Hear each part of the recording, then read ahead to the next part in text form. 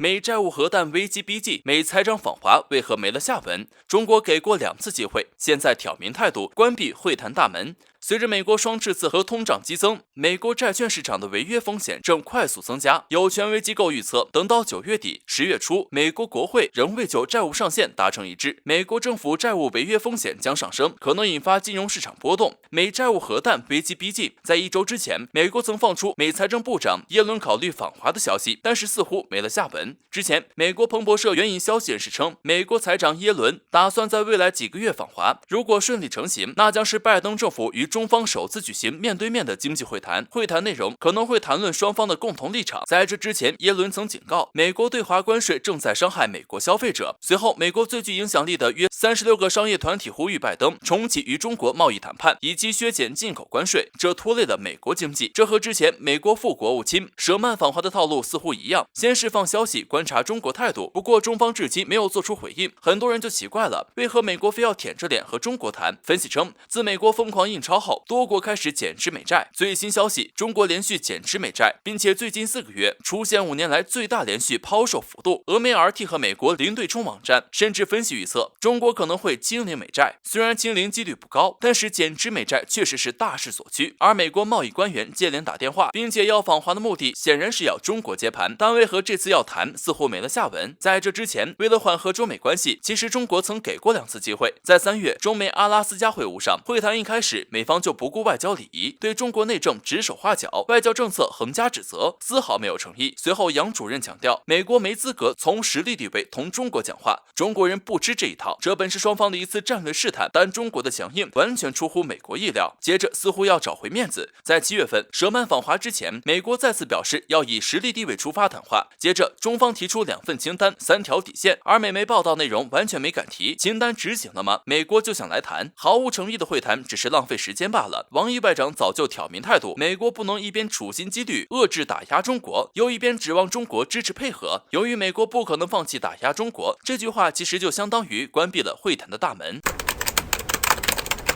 什么能让今天的中国感到恐惧？美高官刚上任就放狠话，内部感到不妙，国人却偷着乐，让中国人忍不住说出的实话又是什么？近日，美国新上任的空军部长弗兰克·肯德尔在接受采访时大放厥词，扬言是使用超前技术让中国感到恐惧。至于有哪些吓人的超前技术，肯德尔并未细说，但是表示美国空军当前正在推进 F-35隐形战斗机升级项目。另外，据悉美国空军还在制定一系列的机密计划，大部分不能对外透露。唯一知道的就是 B-21隐形轰炸机。我想 B-21隐形轰炸机具备强大的能力，会很吓人。肯德尔表示，美国必须要不断考虑其他能够让未来敌人感到害怕的武器。如今在美国眼里，中国和俄罗斯这2个国家的持续壮大崛起必定会影响美国在世界上的地位。为了阻止这种事情发生，美国想尽各种办法明里暗里的打压制裁中俄，也包括口头上的吓唬。虽然说这种办法看上去有点小儿科，但是鉴于美国在世界的影响力和地位，对于30年前的中国来说，当美国拿出武器时，还是可以起到吓唬的作用。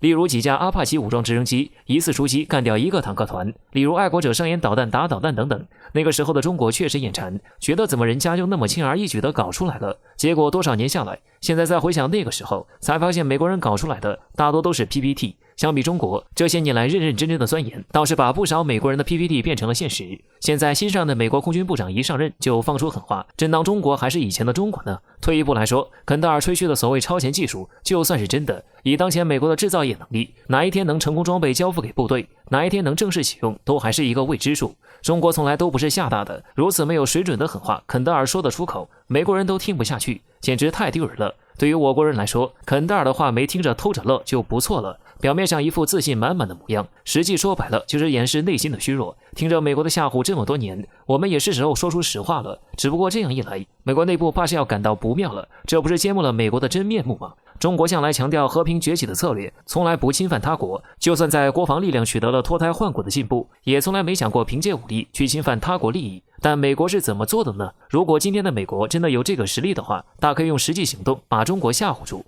既然美国没有这么做，说明该国没有这个实力。美国一而再再而三的想用小儿科的狠话吓唬中国，有这个时间不如干点正经事，把精力放在抗击疫情和恢复国内经济上，而不是放出这样没水准的狠话。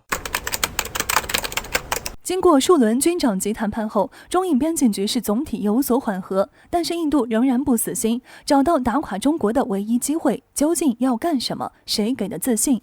综合媒体8月20日报道，印度前海军少将分析形势称，印度陆军占据了太多资源，但发挥的作用非常有限，尤其是当解放军不断往高原边境运送新的武器装备，双方基建设施、武器装备差距悬殊，所以他主张削减陆军人力，将更多资源用于组建一支绞杀中国能源补给线的海上力量，并借一系列非对称手段迫使中国屈服。他表示，中国就是这么做的，缩减了陆军规模，建立了比美国海军成长更快的海上力量。中国军队在陆地上坚不可摧，但唯一的战略弱点就是其70%石油进口需要经过印度洋航道。印度认为中国行，它也一定行。印度也能组建一支快速发展的海军队伍。而这次印度前上将提出的构想是，扣押中国经过的油轮当作诱饵，引导中国海军前来交战。在狭窄的海峡附近提前埋伏好的印度军队将占据上风。之所以有这个明智自信，可能是因为前不久印度首艘国产航母维克兰特号成功海试，印度国内欢欣鼓舞，甚至还把它与山东号航母进行对比。根据精神胜利法则，结果自然又是印度赢了。这艘航母自1999年立项，现在才展开第一次海试，印度就放出豪言壮语，是时候考虑建造下一艘航母了，很有可能是核动力的，以应对日益扩张的中国海军。而印度一直将中国进口航道路线当作击垮中国的绝佳机会。在去年加勒万河谷冲突之际，印度也曾放出消息称要封锁马六甲海峡。印度多年来在马六甲海峡附近的安达曼尼科巴群岛发展军事力量，不过该海峡是东亚多个国家的海上生命线，如果印度敢封锁，那得罪的就不止一个国家了。由于舰艇吨位相当有限，印度有没有能力封锁还得另说。分析称，虽然印度这个上将观点太狭隘，但也表明印度击垮中国的贼心不死。但是印度却没意识到自己的处境。原本印度和阿富汗政府关系密切，20年来投入大量资源，就是想借此扩大其地缘政治，对巴基斯坦和中国边境形成夹击之势。但是随着阿富汗政府的垮台，印度的梦也碎了，陆地上反倒被对手夹击，只能再次缩回南亚。而印度最大的错误就是把中国当成对手。美国2艘军舰被爆出已经闯入家门口了，怎么中国还临危不乱？解放军高调出动，近时刻准备送大礼。这段时间，以美国为首的西方多国接连打着自由航行的幌子，在中国的地盘上耀武扬威，还联合盟友一起展开联合军事演习。甚至为了怂恿盟友与中国叫板，美国还拿两国关系来威胁，一副你必须跟中国作对才能证明我们关系好的样子。本以为如今美国国内外危机能让该国消停一段时间，没想到为了对付中国，拜登不惜置美国人民于不顾，继续在军事上进行挑衅。根据最新消息显示，美国2艘军舰被爆出已经闯入中国家门口了。这2艘军舰分别是美国新派遣到印太地区的滨海战斗舰查尔斯顿号和塔尔萨号。通过南海战略态势感知计划平台所公布的航行轨迹图得知，塔尔萨号最早于8月3日进入南海，随后向西南方向航行，最终在驶出南海后进入了马六甲海峡。紧接着在8月15日，查尔斯顿号也进入南海。值得一提的是，早在上个月就已经被我方观测到这2艘军舰曾在南海活动过。尽管暂时并未清楚这2艘军舰频繁在南海活动的目的是什么，但若要进行分析的话，按照军舰进入南海的事件，正好能够跟解放军此前在南海画下超过10万平方公里禁航区的时间相近。如此大规模的演习，当时迅速引起了巨大国际震动，尤其本就忌惮中国的国家更是想从中窥探出什么重要信息。从这个角度来看，美军舰频繁入南海很可能与此事件有关。当然这也只是猜测，但是在中方多次严正的警告下，美军还狂妄地闯中国的地盘，显然是没有将我国的警告放在眼里。因此就算没有准确的消息证实美军舰近期频繁闯南海的原因是什么，解放军也不是没有准备的。美军一边派军舰在南海活动，另一边解放军也时刻准备送上大礼。据南三亚海事局发布航行警告显示，18日至20日将在南海部分海峡进行军事训练，封海3天。此举展现了解放军捍卫领土、领海及领空主权的坚定决心的同时，也是对敌方军舰不请自来的忍无可忍。尽管现在的中国就算家门口有外敌，也依然临危不乱，但是这并不意味着能继续容忍这种一而再再而三挑衅举动。触及中国底线的举动，我国绝对不会做出任何的让步。解放军封海军事演习就足以看出我军的态度，这个时候再不跑，就很可能跑不掉了。因此，与其说这是对美军舰举动展开的反制，倒不如确切地说是开启第一枪前最后的警告。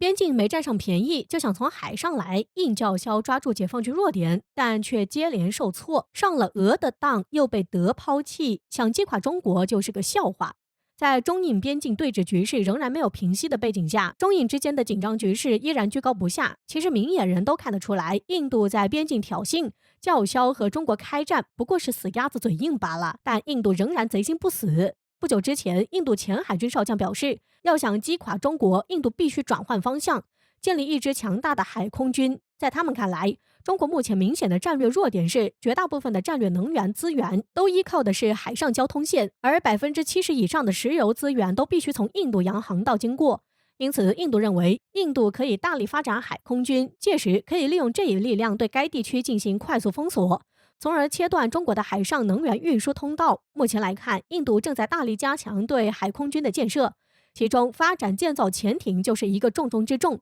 但是遗憾的是，老天似乎都在眷顾中国，印度击垮中国的计划接连受挫。据悉，为了加快水下舰队的建设，印度本想将目光转向俄罗斯已经退役的基洛级潜艇上来，但俄罗斯方面的条件是可以免费赠送，但是印度必须支付改装费用。这一提议看上去似乎很划算，但实际上远远没有这么简单。以当年俄罗斯赠予印度前苏联航母为例，当时俄罗斯也是这一套说辞，但是这一最终改装的费用超过了20亿美元，就连交付日期也是整整推迟了5年。从这一角度来看，这简直比印度买一艘新航母花费的成本还要多。从这里来看，俄罗斯此次的提议大有再次引诱印度上当的嫌疑。而另一边，印度潜艇本土制造计划也遭遇了挫折。在印度潜艇制造招标过程中，领先的德国公司因为招标条件过于严苛，可能不会再继续同印度谈判。这一严苛的条件包括较高的国产化率以及几乎无限的责任，也即印度要求这些共同参与建造的合作伙伴对潜艇的相关性能负有无限的责任。基于这一点，德国很有可能抛弃印度。如此一来，印度的潜艇计划将会就此陷入困境。这无疑是给印度在海上对抗中国的雄心沉重一击。所谓的击垮中国也不过是个笑话。事到如今，印度应该明白，现如今中国的综合国力早已大大超出印度。印度想发展没错，但是不要以对抗中国来无端挑事，不然挑衅过了头，解放军将会给印度好好上一课，让他们知道什么才叫真正的实力。